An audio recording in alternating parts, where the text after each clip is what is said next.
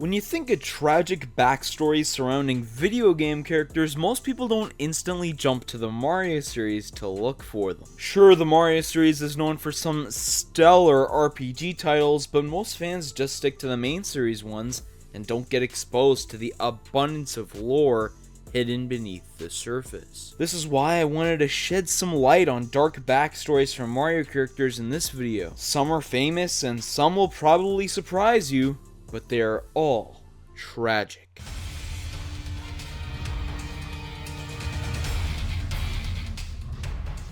For number 10, I chose Wario. It can seem hard to believe that this arrogant and greedy character has a tragic backstory, but when you stop and think about it, there are clearly some signs pointing to it. Obviously, Wario has committed many thefts for his desire for immense wealth. He's lazy and doesn't want to work for his money. And for a person to think that way, there has to be some sort of traumatic moment when he was young that set him on a bad course of action like this. And in Yoshi's Island DS, the only game in which Baby Wario appears, we get insight on how Wario developed into this slob of a character. At the end of Yoshi's Island, Wario is seen arguing with Baby Bowser over a treasure chest full of gold and was never returned to his parents, unlike the other babies, which actually were. So Wario is technically an orphan, a baby growing up completely on his own, it seems. As unlike Bowser, who has a guardian that raised him, which I talked about in my previous video, Wario seems to have none. And yeah, he might have gotten some care down the road, but the damage was already done in the beginning. Wario showing large amounts of greed in his infancy, and then to be completely abandoned doesn't set him off on a good path. And even if there was a person who raised him, they obviously didn't help out too much, because Wario didn't turn out to be the best human being. It's kinda sad to see the reasons behind the actions of one of Mario's biggest rivals. A rough childhood where all he's left to do is search for gold and other valuable resources to make some money and sustain his well-being. By adulthood, he's taken it too far and hasn't exactly learned any lesson about morality, which stems from this tragic backstory. For number 9, I chose the Whomps. These enemies are seen very frequently in Mario Party titles as hazards, and sometimes in main series titles as concrete slabs which will try to crush Mario by falling on him. I've always thought that these enemies were a cool idea, and have been happy to see this concept used to inspire the creation of several other enemies such as the Whomps. But while the concept is neat, these guys do seem pretty one-dimensional. I mean, they're just big pieces of rock. Why would they have a tragic backstory worth mentioning in this video? Well, to know this, we have to look at some dialogue spoken by the leader of the Whomps, appropriately named the Whomp King, in Mario 64. We build your houses, your castles, we pave your roads, and you still walk all over us. Do you ever say thank you? No! Well, you're not gonna wipe your feet on me. The Whomp King in this dialogue is expressing some deep thoughts about how his kind are treated in the Mario universe. While he may technically work for Bowser, the motivation for doing so clearly stems from hatred of the neglect from the citizens of the Mushroom Kingdom. He talks about the incredible amount of work done for the kingdom by his troops, and they get no thanks for it. It's almost as if they have no value to the world, other than what they contribute in terms of work. We all thought that they were very one-dimensional troops, but the Whomps are fighting for a deeper purpose than that. They're fighting to show that they're more than just materials for buildings. This backstory also kind of explains why they're in Mario Party games so much. While the Mario crew hopes to have fun and a good time, they expect the Whomps to be working hard for them with no appreciation. But in these games, the Whomps try to put a stop to that type of thinking from the players. Who would have thought that the Whomps had this kind of inner motivation behind their actions? At number 8, we have the Toads. What happy members of the Mushroom Kingdom, ones who live a great life as very few have to step foot in the face of danger. It seems like these guys could just spend their days playing sports and tending to the occasional need of the princess. All is good, right? Well, not exactly. Most of you have probably heard of the story behind Super Mario Bros. While there is virtually no in-game story in the manual that comes with the game, there is some explanation given for the actions done by some of the characters. And this includes how many toads were turned into bricks and other objects with the power of Bowser's dark magic. The same bricks that Mario breaks in his journey. Yeah, that's kinda dark. Let's go over Mario in a second, but first of all, any Toad has to be aware that Bowser has done this and may be willing to do so in the future. A creature who commits mass genocide of their species is obviously severely vilified and hated by the Toads. Any Toad, while living their seemingly happy life, always has to know in the back of their mind that something like this could easily happen again, and that the day that they're currently living could very well be their last. Bowser has committed true evil because he had to have known that he didn't just physically take out millions of Toads, but he has also psychologically scarred all of the others. As for Mario's killing of these Toads by busting bricks throughout his journey in Super Mario Bros., I wouldn't consider it as dark as many fans make it out to be. What you have to keep in mind is that not all of the bricks in the Mushroom Kingdom are actually Toads. Don't get me wrong, there is still a problem because Mario does know that he runs the risk of permanently ending the life of a Toad by busting a brick, but this isn't guaranteed every time, and sometimes bricks have to be busted in order to help Mario stop Bowser in the first place. So you could consider the deaths of some of these Toads unintentional sacrifices to the greater good. But this still does have to be scary for them, knowing that not only the Toads could be turned into bricks, but Mario could easily kill one of them if the situation requires it.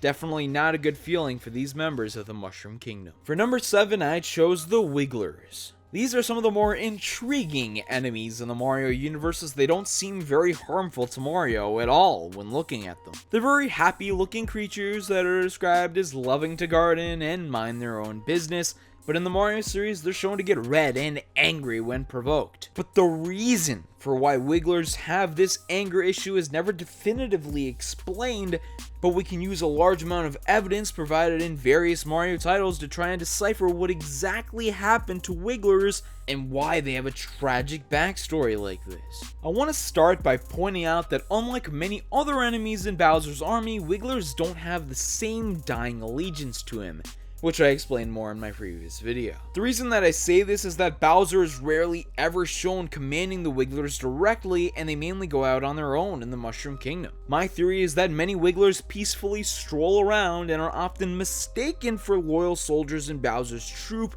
when they really mean no harm, and for years they have been fed up with this.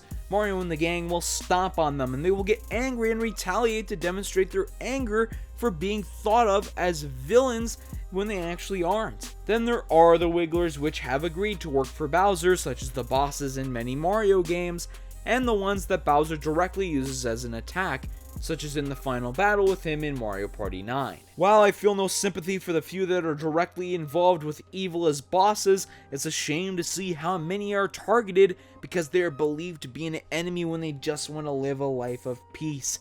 That is the tragic reason for the anger issues of most Wigglers. For number 6, I chose the Boos. Oh, the Boos, the cause of Luigi's nightmares and the enemies who stalk you in the Mario universe. Turn around and they hide, but when you're not looking, they are. The concept of the Boo is to be a ghost that has a shy personality, and in their in-game mechanics, they pull that off well. But what seems even scarier than a Boo is their backstory. In Paper Mario, Goombario's tale for the Boo Igor says he was probably a merchant before he became a Boo. And this confirms that Boos are like how we envision ghosts in the real world, as the undead who seek revenge on the living. They want to haunt those who are still alive, because they have what they had before they passed, a body and a soul. And the Boos in the Mario games don't operate too far from this idea. They want to hurt Mario and the gang most of the time, not for personal feelings, but for envy that they have what Boos don't. Now, some of you may be wondering why I just put the Boos in this spot and didn't include enemies like the Dry Bones who previously lived as Koopa Troopas. And the answer is that these enemies are totally different things. The Dry Bones simply have the skin of the Koopa melted off of them and are physical beings able to live as simply bones, while the Boos inhabit nothing. They have no body, and they experience damage beyond falling in the lava. While this pick is a more obvious one for the list, there is no denying that it is a very tragic backstory. At number 5, we have Admiral Barbary. This is a character from Paper Mario: The Thousand Year Door, who, like many characters within the series, hasn't experienced the happiest life. Barbary is a pirate, and like any pirate, he spent lots and lots of time out at sea. This time at sea was enjoyed, but also detested, as he had to be away from the Bob-omb that he loved so much, Scarlet. She would eagerly await his return, and they had many enjoyable times together. But one time, something horrible happened. Scarlet became very sick while Barbary was out on a voyage, and upon his return he discovered her, and she was dead. This was horrible for him, not only seeing the one who he loved dearly gone for good, but also because he felt some responsibility for this happening. He thought that he could have nursed her back to health if he had been there, and this pain was complete torture to him. Admiral Barbary would then almost solely spend his time in bars drinking to try and numb the pain, but he knew that what was done, that he couldn't bring her back, and this is simply saddening. Barbary was just doing his job, and the one who he really wanted to see upon returning, he would never get to see again.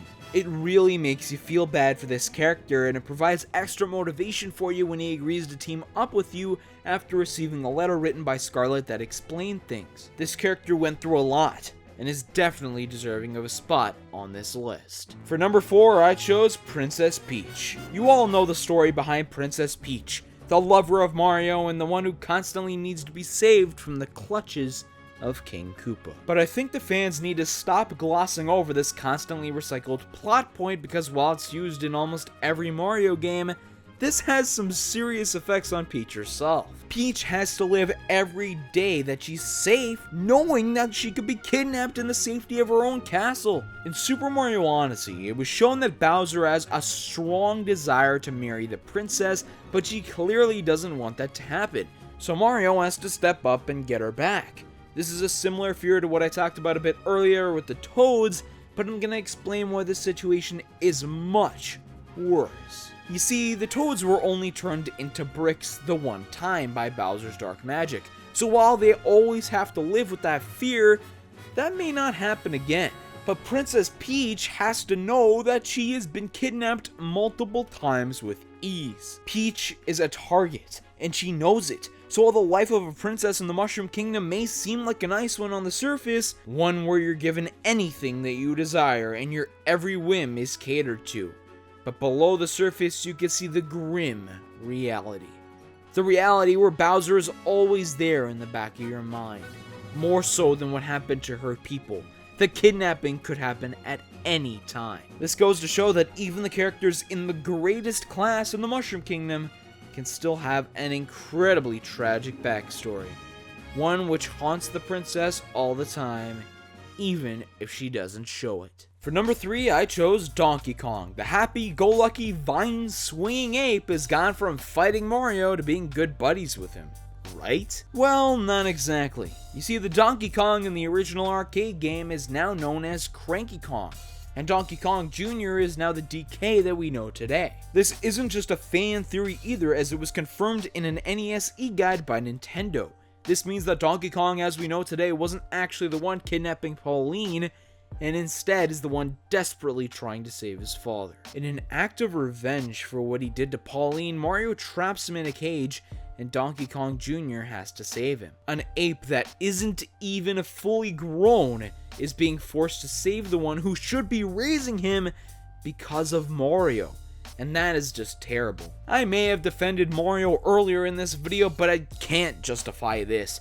Yes, Donkey Kong did the same thing to Pauline, but two wrongs don't make a right, and Mario doing the same thing makes him stoop down to Donkey Kong's level. I can understand the motivation behind this, but it still remains an awful thing to do. With this being said, Mario becomes the villain in this game and tries to stop Donkey Kong Jr. by saving his father by placing every possible obstacle in his way. I understand that Cranky did some bad things, but his son shouldn't have to go through this to save him.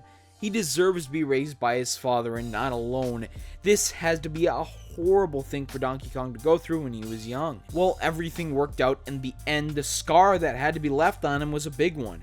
Being whipped, made fun of, and abused by Mario in front of his father, you can't get much worse than that. This backstory was tragic, It really makes you feel more for the character.